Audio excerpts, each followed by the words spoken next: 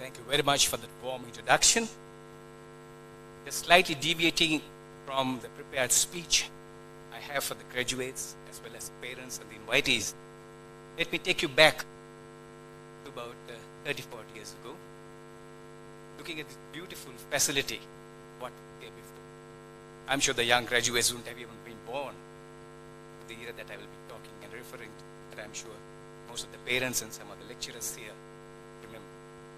There was a splendid cricket ground here in the good old days, and that was known as Nomads Cricket. It's with a lot of nostalgia and with a lot of good memories and fun memories. I go back to my school days and my club cricket days, where we played serious cricket here, premier cricket in this ground. But today, it's turned out to be a wonderful facility where all of us are together and taking part in this important graduation ceremony. Coming back to today and the present moment, failure is the opportunity to begin more intelligently. Those were the wise words spoken by Henry Ford, the man who built the first automobile in the United States long years back, 1892. Well, the rest is history. When you look at the automobile industry and what it has evolved is obviously the hard work and also the passion and the commitment of people like Henry Ford, which made it possible for the automobile industry to become what it is. The reason I chose this quote from Henry Ford is for two reasons. One, it talks about failure, it talks about opportunity and the necessity to begin more even intelligently, very appropriate for all our young students and young graduates here today. And then the second part is, though Henry Ford was the man who had to wear his overalls, work in that small garage office in his house, and design, built this first Ford automobile way back going into the 1890s, who drove that vehicle first? Now this is where the importance comes of our spouses, the ladies in our life. Well, Henry Ford didn't have the opportunity to drive his first vehicle. It was driven, taken to the streets by his wife, and that happens to be Clara Jane Brandt, who, well, she wanted to go on a shopping spree, maybe go to the city. She was looking around, she saw the car that was built by her husband, got into it and drove. Halfway it stopped, and all the people who were standing in awe had to help her to push it back to the garage. And that first vehicle was known as the quadricycle. That's how important the ladies and how they have stamped their presence in the current context as well. To all you young graduates, students, the males specifically, remember, you respect the ladies first. A very good afternoon to each and every one of you. Venerable Buddhagama Dhammasena Thera, presiding this evening as the guest of honor, members of the Board of Governors, Mr. Sajid Molafa, Mr. Asghar Razak. Then we also have Head of Operations and Compliance OTHM, Deputy Head of Representatives Office, Regional Director CIS Global University Systems, and the Honorable Minister of Education from the Maldives Islands. All of them are using technology in the current context to join in this graduation ceremony virtually. And then we also have here Mr. Osman Mohammed Amir, the Director Operations, who's based in Sri Lanka, and of course, the able Head of Academic, Shalindri Home as well. The faculty, staff of Kensley College, proud parents of the graduates, and my dear students. I will fail in my duty if I don't refer to another gentleman, and that is the person who was behind my introduction to Kensley College, my fellow batchmate and very close friend dating back to long years, Dr. Deepal Pereira, who is a lecturer and part of the academic panel at Kensley College as well. First of all, I must thank all of you for inviting me as a chief guest for today's graduation ceremony. I am truly humbled and consider this a very much a privilege to be a part of this very important event indeed. The importance of this event and the significance certainly cannot be put into words. At the conclusion of this ceremony, all these young graduates will be walking away armed with a very worthy qualification and as they prepare themselves to meet the future challenges. Some of them will be qualifying in postgraduate diplomas, MBAs, and undergraduate degrees as well in business management and various other study formats. However, this message is for the undergraduates themselves, the graduates. Please do remember, this is not the end of your qualification. This is in fact the beginning. I'm sure this message has been very strongly drilled into you. Remember, this is the first, the second, and perhaps even the third step that you're taking in developing your academic skills and preparing yourself to face the commercial world that is prevalent in our country as well as elsewhere in the world as well. Now, why am I saying this is your first, second, and the third step? Believe me, there is no end to the amount of education one can acquire.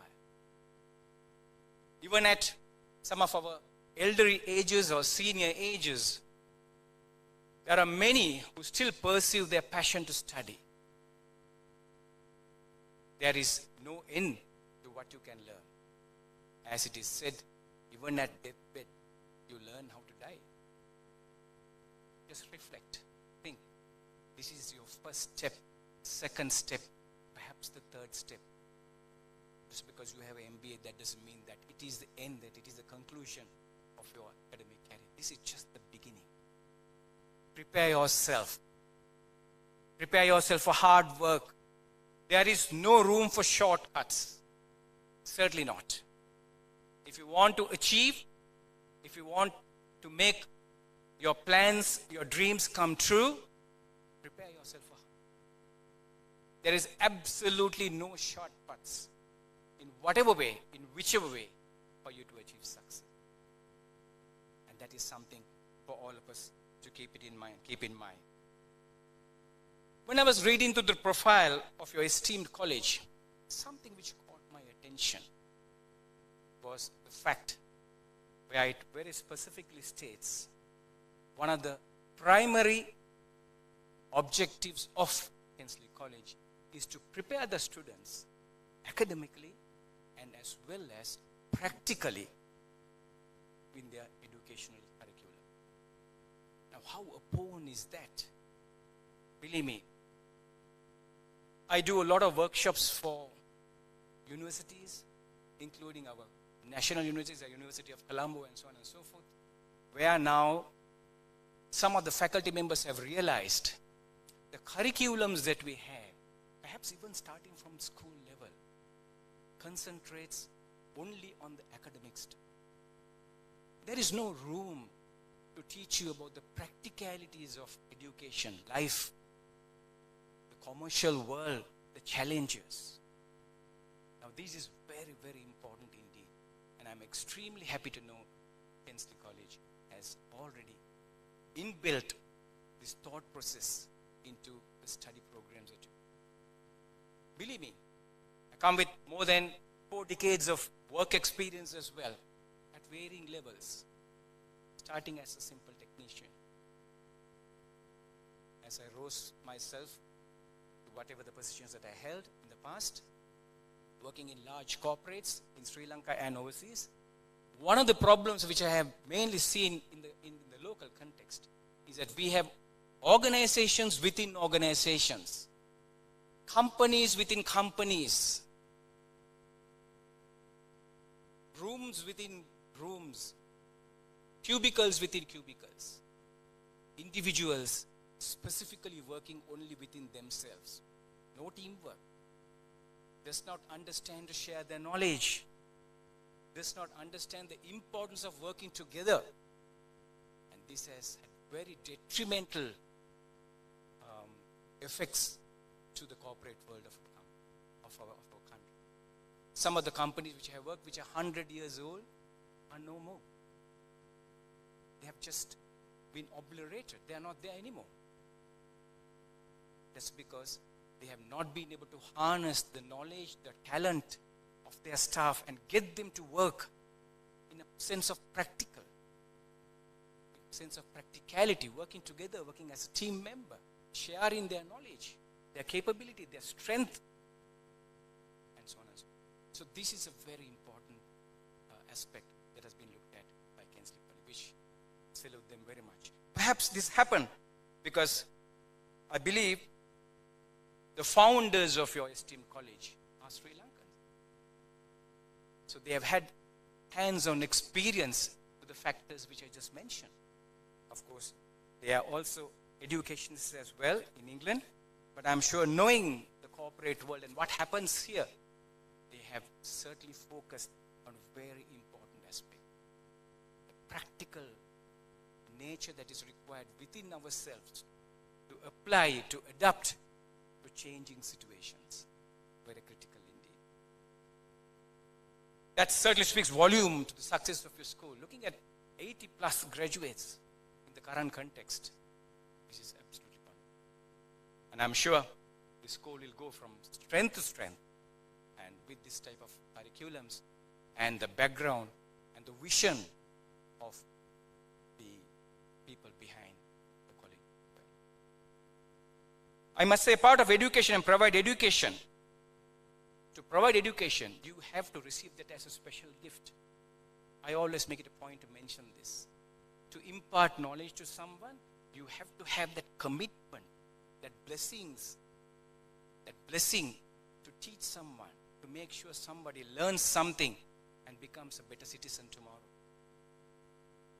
And that comes from above. All laborers are worthy of repayment, no question about it. But make sure that the study programs, the curriculums are apt and that they suit the individual requirements of each of your students so that you make them better citizens tomorrow. That's my message to the college. And to the faculty members, yes, it's lovely to have a vision of bringing these practical aspects to the curriculums, the education factors. But you teachers, you have to know how to adapt yourselves within the framework the university provides for each subject. How you bring in those practical experience so that you condition your student to learn the academics, learn the curriculums, but more so to prepare them to face the future from a practical sense as well. Very critical. Students, remember, now you are aptly armed, and perhaps, as I said before, with your initial qualifications. We talk about this current situation amidst this COVID pandemic and so many other uncertainties that is very much prevalent in our country and elsewhere as well. Don't be disheartened. Don't be discouraged. Don't look at the negativities. But strengthen your resolve. Look at the opportunities that you have had. Look at what you are today. You're graduating from a prestigious school, armed with a qualification that will help you to set forth to new ventures and to face the future with a lot of strength and confidence. There is always a silver line in every cloud, in every dark cloud, so to speak. Look at the opportunities. Look at the time that you have had now during this period where you had to be under lockdown. You would have had more time to spend with your loved ones, your parents. Take a look at yourself, how to restructure yourself in terms of education, in terms of what you're supposed to do, in terms of how you're going to apply yourself to become successful tomorrow. All is not bad just because the situation is very deploring, so to say, around us, particularly in our country. Look at some of our neighboring countries. Bhutan, Nepal, Bangladesh, Maldives, India. Look at the way that they are doing things. Today, Bangladesh has become the largest exporter of finished garments to the world. Our garment factories have reduced to something like around less than 1,000. Whereas in Bangladesh, the amount of garment factories have increased to 4,500. They have even gone past China. China so much so has taken a step back. They have moved away from the finished garment business because they can't compete with Bangladesh anymore. Country with so much of wealth, so much of land mass and so much of other infrastructure. They have moved out. They have allowed Bangladesh to take the center stage. And they are the number. And if you look at some of the 10 most richest people in the world during these last 2 years, they have increased their wealth by more than sometimes as numbers which I read 1,000 times. They are from billions, they have moved into trillions. But there is opportunity. If you look, if you know where to knock, which door to open, yes, certainly you will find enough and more opportunity to move forward. And that's for you, you students. Don't follow. One of my strongest messages to the graduates, don't be a follower, but be a leader. Always be dynamic, be challenging, challenge yourself continuously, and push yourself to achieve the best that you can. I have a small message for our dear parents, guardians, and the well-wishers here as well, the elders particularly. Remember, dear parents, as I, a parent, has come to the realization, our children are not ours to keep forever. It's a harsh reality, which I have now come to accept. Having 2 big daughters who have, just like you, graduated from University of Kelaniya and Colombo and so on and so forth. So they are not mine to keep forever. Guide, teach, motivate, encourage, and be there for them always, parents. But remember, we have to teach them to fly and make sure they learn how to fly so that they will be safe and will know how to look after themselves. As it is said, children are a gift of God. They belong to God. And we parents are only short-term guardian. So that is a very strong message to our parents. Coming back to our students, my parting words to the students. This ceremony is all about you, your hard work, your achievements. And as such, graduates, relive this moment. Enjoy and cherish this moment. There are a few of us here who have gone through this process long, long years ago, and it takes our mind back when we were like you, seated expectantly and then with a lot of excitement as well. So relive that. But remember, the future is all of you, and it's yours now. The future is all you, and the future is yours now. At times, opportunity drops into your lap. Don't let go of it. Don't allow it to slip through your fingers. Some of us have had that experience. Don't allow it to slip through. Grab it, hold it, make use of it, and make sure that you take the next step with a positive form of mind so that you will be successful. One thing I ask from you today, do not ever fear failure, but be terrified of regret. Remember, giving up is the birth of regret. That's very, very strong words, but very appropriate as well in today's context. Do not fear failure, but be terrified of regret. Don't think back later on and say, I should have done this, I should have done that. Make use of the opportunities that come your way. You will have many doors shut in your face. You will be told to go away. People will slam doors in your face. And you will be treated as an outcast. The more the no's, you will have more yes within yourself. And that's what my message is for you today. Don't ever take no for an answer. And finally, let me conclude this little talk that I have had with you by wishing each and every one of you best what life can offer you, and then also congratulate you, each and every one individually, on your achievements. Best of luck, and may God be